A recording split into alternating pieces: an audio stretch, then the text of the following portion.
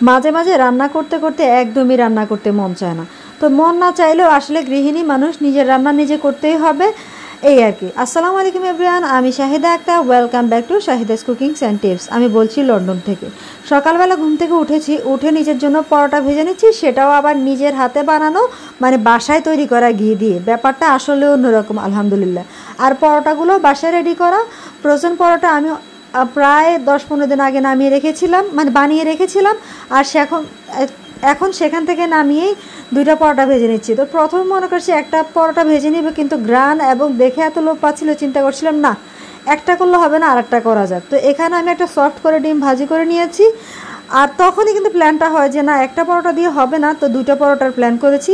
তো অলরেডি একটা পরোটা ভাজা হয়ে গেছে, তো চলুন আরেকটা পরোটা ভেজে নিই। তো ফ্রোজেন পরোটা থাকলে মনে হয় সকালের নাস্তা বা কাজ কিন্তু অনেক বেশি ইজি হয়ে যায়। বাট পরোটা শেষের পর্যায়ে কিন্তু আমার আবার টেনশন স্টার্ট হয়ে যায় যে আবার কখন বানাবো। তো এইটা কিন্তু আসলেই কনভিনিয়েন্ট। তো সকালবেলা ঘুম থেকে উঠে যখন নাস্তাটা মোটামুটি রেডি থাকে, তাহলে কিন্তু কাজটা অনেকটা এগিয়ে যায়। তো এখানে আমি ডিমটা ভাজি করে নিয়েছি। কুসুমটা কিন্তু একদম সফট ছিল, এটাই আমি চাচ্ছিলাম যে কুসুমের মধ্যে ভিজিয়ে আমি খাবো। তো অনেকে বলে এটা সেফ না, তো আমি জানি না কতটুকু সেফ বা কী, কিন্তু আলহামদুলিল্লাহ আমি সুস্থ আছি, আল্লাহর রহমতে আমার কখনো কোনো প্রবলেম হয়নি। তো ব্যাপারটা আমাকে স্যুট করেছে, আর আমারও খেতে অনেক বেশি মজা লাগে। তো আর কি, সাথে কফি তো অবশ্যই বানিয়েছি। যদিও বরবটি দেখলে আপনারা চিন্তা করবেন যে এটা রান্না করব, আসলে না, বরবটির প্রায় আপনাদের ভাইয়া 2-3 প্যাকেট নিয়ে আসছিল, তো চিন্তা করেছি যে ফ্রোজেন করে রাখবো। তো আজকে অ্যাকচুয়ালি আমি বানাবো পিৎজা বানানোর জন্য পিৎজার ডোটা করে রেখে দিয়েছি রেস্টে। মাশাআল্লাহ এত সুন্দর ফুলেছে। আর যে চিকেন এটা আমি গতকালকে ম্যারিনেট করে রেখেছিলাম যে আজকে পিৎজা বানাবো সেটার জন্য।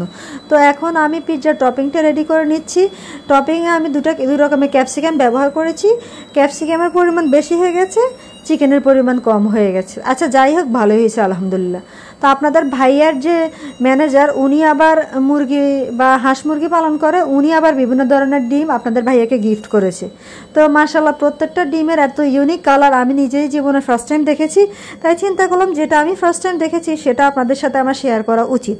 যেহেতু কম বেশ টুকিটাকি আমার প্রত্যেকটা ব্যাপার বা আমি স্পেশাল কিছু করলে আপনাদের সাথে শেয়ার করার চেষ্টা করি, তাই এটাও করলাম। আর এখানে আমার পিৎজাটা রেডি হয়ে গিয়েছিল, মানে ওভেনে দিয়ে দিয়েছিল। এখন ফাইনালি আমার পিৎজা রেডি। মাশাআল্লাহ এত পারফেক্ট হয়েছে আর এত মজা হয়েছে। আর আজকের পিৎজার ডোটাও অনেক বেশি পারফেক্ট হয়েছে, আমি কমপ্লিটলি স্যাটিসফাইড। এই যে সামনে পিছে একদম সুন্দর মতো কুক হয়েছে, আর এখন আমি পিৎজাটা এনজয় করতেছি। তো আমার কাছে মনে হয় যে পিৎজা খাবো আর কোক খাবো না, এটা তো একদমই হয় না। তো সেজন্য আমি আর কি একটা কোকও নিয়ে নিয়েছি।